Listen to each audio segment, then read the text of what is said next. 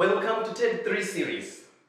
TED 3 stands for Tools for Employment and Environmental Education Development.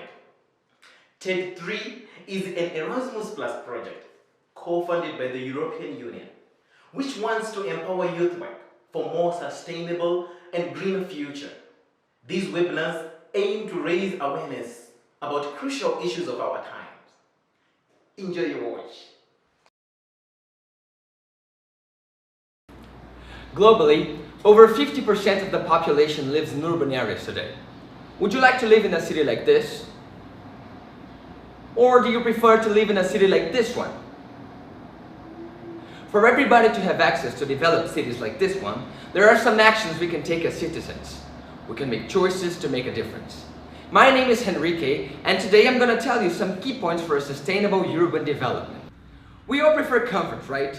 We want to be unique and to have our own spaces, but once again, sharing is caring. And most of the time, sharing is saving too, either time, effort, or money. Car sharing reduces pollution and traffic. Each car used for one-way car sharing can eradicate as many as 11 cars from the streets, reducing greenhouse gas emissions by around 13 tons annually. It's not only the government's responsibility to provide these actions though, but also our commitment as citizens to use them and to take care of them.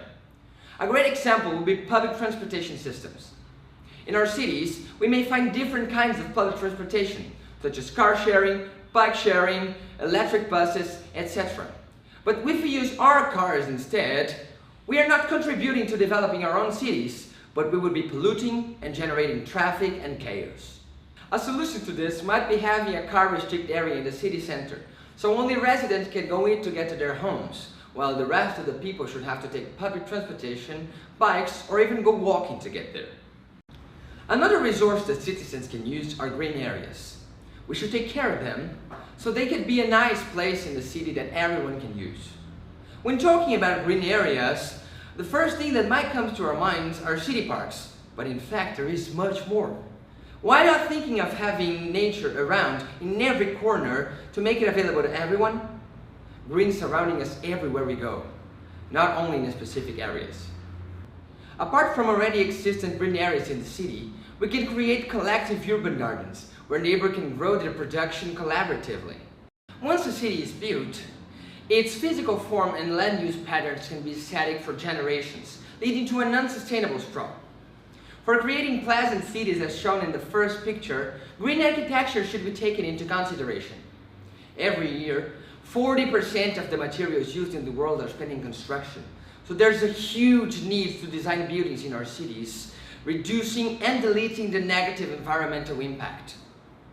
The main components in a sustainable building would be, first, the connection to the local environment, such as orientation, natural light, sun protection, wind and ventilation, vernacular building systems, etc. Second, environmental friendly materials that could be natural materials for thermic isolation or even recycled and recyclable building materials.